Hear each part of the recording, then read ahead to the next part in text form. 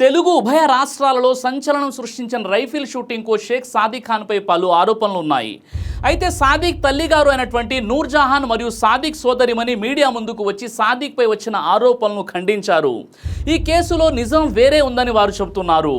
మరోవైపు సౌజన్య తన భర్తను చంపిన తర్వాత ఆ విషయం ఎక్కడ బయటపడుతుందనే భయంతోనే తాను ఆత్మహత్య చేసుకున్నట్లు ఆరోపణలు వస్తున్నాయి. నూర్జహాన్ చెప్పిన వివరాల ప్రకారం సౌజన్య 2 సార్లు తమ ఇంటికి వచ్చి సాదిక్ని పెళ్లి చేసుకుంటానని చెప్పిందన్న ఆరోపణ. అయితే సాదిక్ కుటుంబం ఆ పెళ్లి ప్రతిపాదన అంగీకరించలేదని అన్నారు.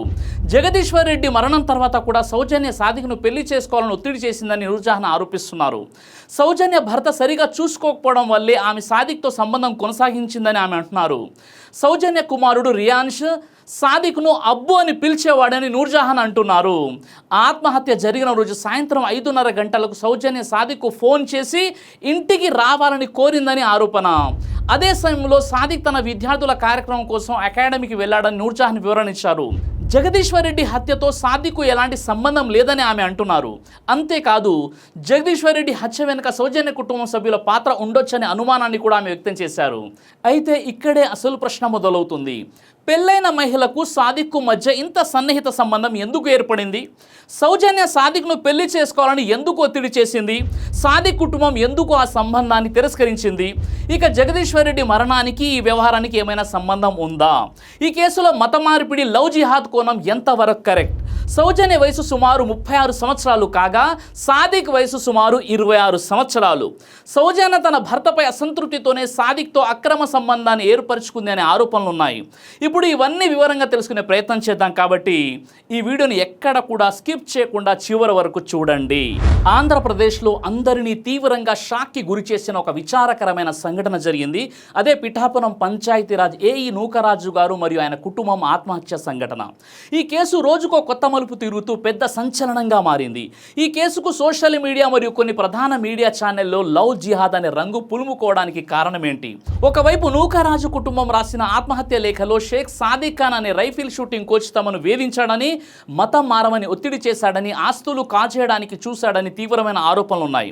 ఇంకోవైపు సాదిక్ ఖాన్ సోదరి మీడియా ముందుకు వచ్చి మా తమ్ముడు ఏ తప్పు చేయలేదు, ఇవన్నీ అబద్ధాలని చెప్తున్నారు. బాధితులు రాసిపెట్టిన ఆత్మహత్య లేఖలో rifle shooting coach Sheikh Sadiq Khan పై తీవ్రమైన ఆరోపణలు చేశారు.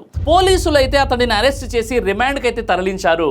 దీనికి సంబంధించి సాదిక్ ఖాన్ సోదరి మీడియా ముందుకు వచ్చి తమపై వస్తున్న ఆరోపణలన్నింటినీ ఖండిస్తూ ఘటనకు సంబంధించినటువంటి సంచలనాత్మక విషయాలను చెప్పారు.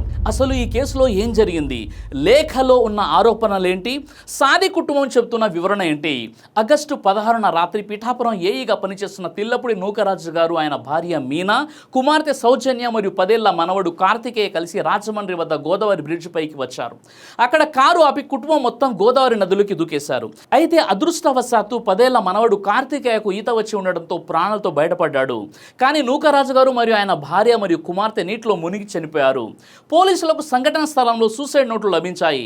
ఆ లేఖలో కాకినాడలో షూటింగ్ అకాడమీ నడుపుతున్న షేక్ సాదిక్ ఖాన్ పేరుంది. సాదిక్ ఖాన్ తమను బెదిరించాడని, ఎస్బీఐ లాకర్ పత్రాలు, ఆస్తులు లాక్కోవడానికి చూశాడని, సౌజన్యను ఇస్లాం మతంలోకి మారాలని ఒత్తిడి చేశాడని అందులో రాశారు.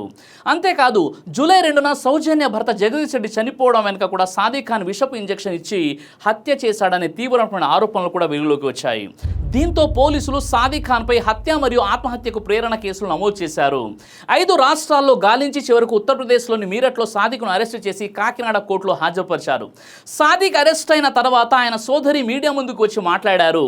ఆమె చెప్పిన వివరాలు ఇలా ఉన్నాయి. అసలు వీరిద్దరికీ పరిచయం ఎలా ఏర్పడిందంటే, సౌజన్య తన కొడుకుని రైఫిల్ షూటింగ్ నేర్పించడానికి సాదిక్ అకాడమీకి తీసుకొచ్చేది. అలా పరిచయం ఏర్పడింది. సౌజన్య తమ ఇంట్లోని ఆర్థిక ఇబ్బందులు, తండ్రి అప్పుల సమస్యలు, భర్తతున్న గొడవలను సాదిక్తో పంచుకునేది. ఆ చిన్నారి బాబుకు తండ్రి ప్రేమ లేకపోవడంతో సాదిక్ను డాడీ, అబ్బు అని పిలిచేవాడని, ఆ జాలితోనే సాదిక్ వారితో మాట్లాడేవాడని సోదరి చెప్తుంది. సాదిక్ సోదరి చెప్పిన దాని ప్రకారం సౌజన్య స్వయంగా 2 సార్లు తమ ఇంటికి వచ్చి సాదిక్ను పెళ్లి చేసుకుంటానని అడిగింది. ఒకసారి తన తండ్రి నూకరాజుతో కలిసి, మరోసారి ఒంటరిగా వచ్చింది. కానీ మా ధార్మిక ఆచారాలు, జీవన పద్ధతులు వేర్వేరు కావడం కావడం వల్ల సాదిక్ కుటుంబం ఈ పెళ్లికి ఒప్పుకోలేదు. సాదిక్ వేరే అమ్మాయిని పెళ్లి చేసుకుంటే ఊరుకోనని సౌజన్య బెదిరించింది. తమ కుటుంబ ఆర్థిక విషయాలు సాదిక్కు తెలుసు అనే భయంతోనే ఆత్మహత్య లేఖలు అతడి పేరు రాసి ఇరికించి ఉండవచ్చనే అనుమానం ఉందని ఆ సోదరి చెప్తోంది. ఇక మరో విషయం మత మార్పిడి మరియు ఉగ్రవాద ఆరోపణలపై స్పష్టత. సాదిక్ ఎలాంటి బలవంతపు మత మార్పిడికి పాల్పడలేదని సాదిక్ సోదరి స్పష్టం చేసింది. సౌజన్య సాదిక్తో బయటకు వెళ్ళేటప్పుడు ఎవరైనా గుర్తుపడతారనే భయంతో స్వయంగా తన కోసం బుర్ఖా తెప్పించమని అడిగింది. ఎటు వెళ్ళినా బుర్ఖా వేసుకుని వెళ్ళేది. అలాగే ఇంగ్లీష్ ఇస్లామిక్ పుస్తకాలను సౌజన్య స్వయంగా తీసుకుని చదివిందన్నారు. అలాగే సాదిక్ ఉగ్రవాదులతో శిక్షణ పొందాడనే ప్రచారాన్ని మేము ఒప్పుకోమని అన్నారు. సాదిక్ చిన్నప్పటి నుంచి ప్రభుత్వ పాఠశాలలోనే చదువుకున్నాడు. ఎన్సీసీ ద్వారా షూటింగ్ నేర్చుకుని 9వ తరగతిలోని పూణేలో జరిగినటువంటి జాతీయ పోటీల్లో గోల్డ్ మెడల్ సాధించాడు.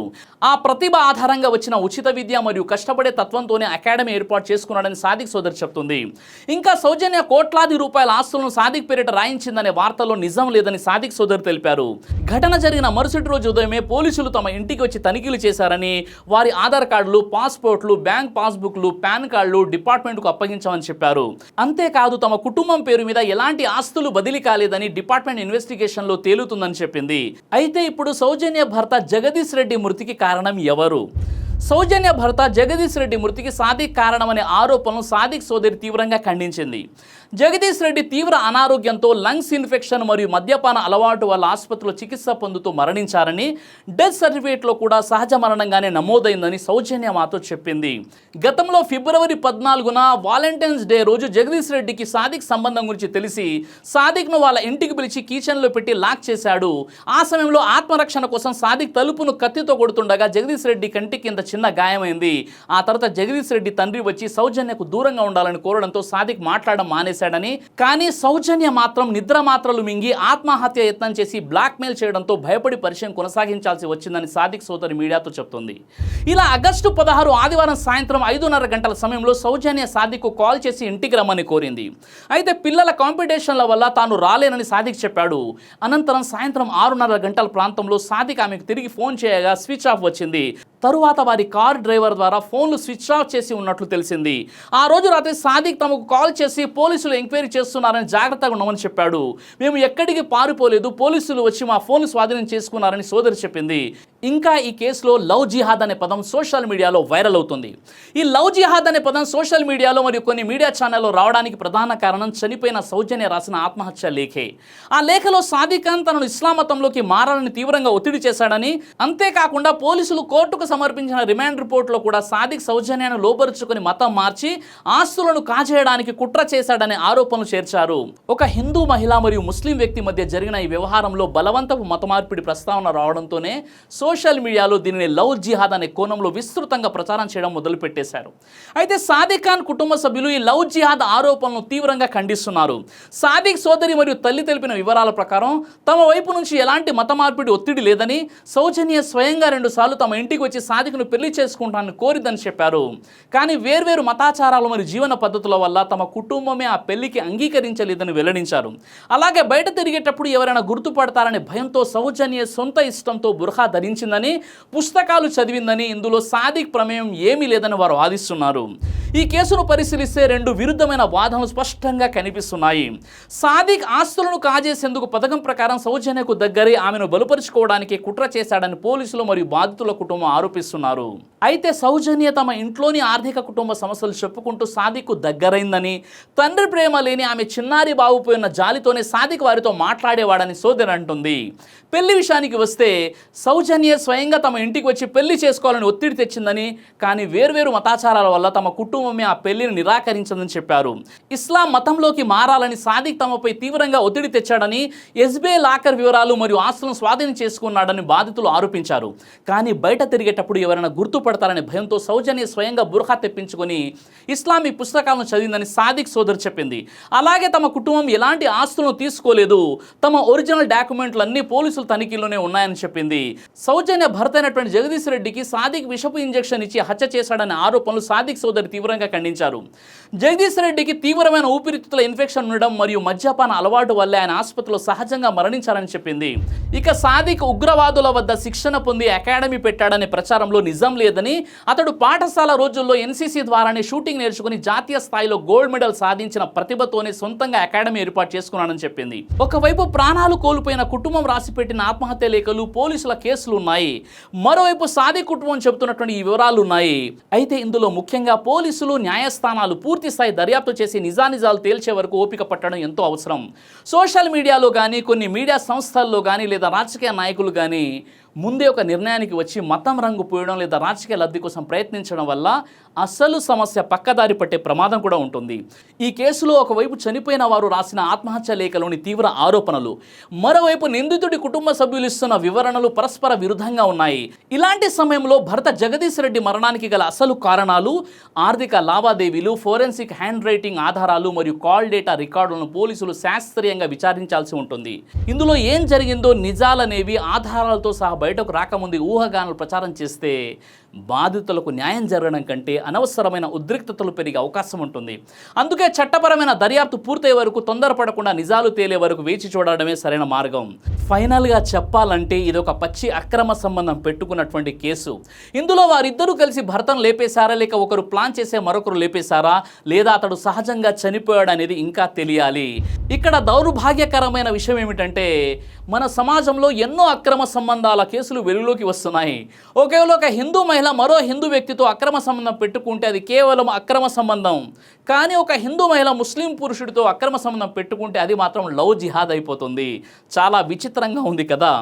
ఏదేమైనప్పటికీ ఇలాంటి అక్రమ సంబంధాలు ఇస్లాంలో మహాపాపం, శిక్షార్హమైనటువంటి నేరాలుగా పరిగణించబడతాయి. ఒకవేళ ఈ కేసులో సాదిక్ది తప్పని తెలిస్తే వెంటనే ఆలస్యం చేయకుండా ఉరి తీయాలి లేదా పోలీసులే ఎన్కౌంటర్ చేయాలని నేను డిమాండ్ చేస్తున్నాను. అలాగే సాదిక్ తల్లి మరియు సాదిక్ సోదరిమణికి నా ప్రశ్న ఏంటంటే, ఇస్లాంలో పరాయి స్త్రీలతో సన్నిహితంగా ఉండడం లేదా అక్రమ సంబంధాలు చాలా ఘోరమైనటువంటి పాపాలని తెలిసిన తర్వాత కూడా మీరు ఎందుకు మౌనంగా ఉన్నారు? ఒకవేళ ఖండిస్తే ఇంతవరకు వచ్చేది కాదు కదా. ఒక్కసారి మీరే ఆలోచించండి. అలాగే ముస్లిం సమాజానికి నేను ఒక అప్పీల్ చేస్తున్నాను.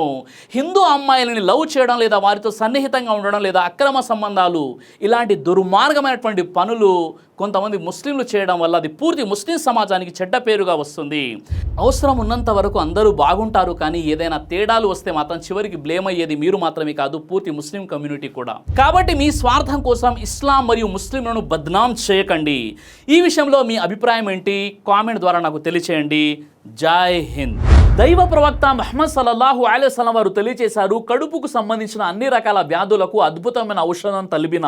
ఇది దైవ ప్రవక్త వారి సున్నత్, మంచి ఆహారం, ఇమ్యూనిటీ బూస్టర్. ఇందులో షిఫా ఉంది. ఇది మంచి ఔషధంగా కూడా పనిచేస్తుంది.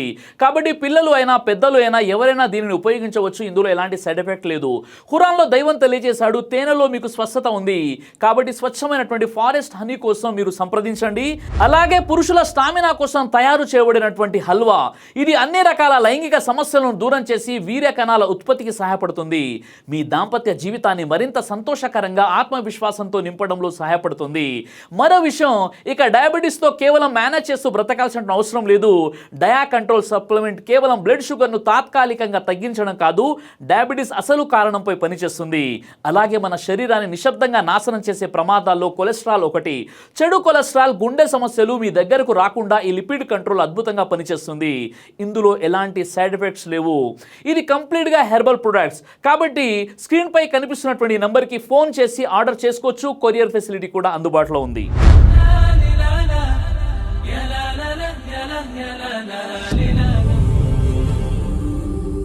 బ్రదర్ సిరాజ్ అని యూట్యూబ్ ఛానల్ని మీరు సబ్స్క్రైబ్ చేసినట్లయితే ఇన్షాల్లా దైవచిత్తం అయితే మీకు వీడియోస్ వస్తుంటాయి. అదేవిధంగా బ్రదర్ సిరాజ్ అనేటటువంటి ఫేస్బుక్ని కూడా లైక్ చేయడం వల్ల మీకు వీడియోస్ వస్తుంటాయి.